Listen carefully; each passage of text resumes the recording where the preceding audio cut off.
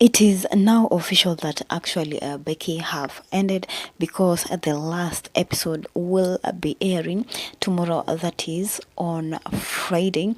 Then on Monday, or rather during the weekend, they will be advertising the new program that actually it will be replacing Becky. Na earlier vile tu tulikuwa tumepredict actually hii series itaisha na wedding between Junior and Becky, and that is what we have seen. And what we didn't capture is that actually the interruption of the wedding tulikuwa tumepredict, Trisha will be dead, but actually Trisha is in jail, and Hakim and Hussein, Amina, that is Alexi, will come to interrupt the wedding, yani wakuje tu waongele, Amelia machungu yote hadi Amelia mwe kutoka kwa wedding, and that is the end.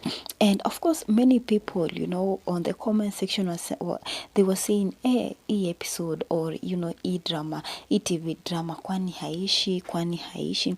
And right now actually it is official that Becky have now ended, and a new TV drama will be airing on Monday.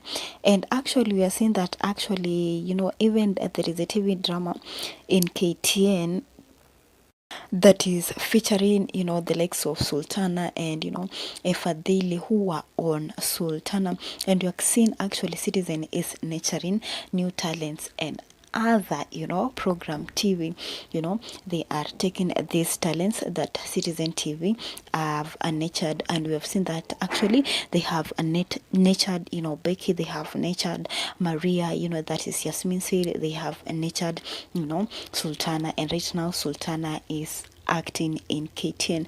But you can just drop your comments down below in the comment section about this grand finale of Becky enye imeamua kuisha tu na grand wedding between Junior and Becky. And this wedding haikuisha vizuri.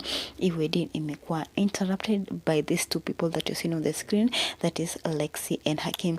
But the likes of other people, yani tumeachwa tu kwa taharuki, hatujui kenye ilifanyika, and that is how it have ended.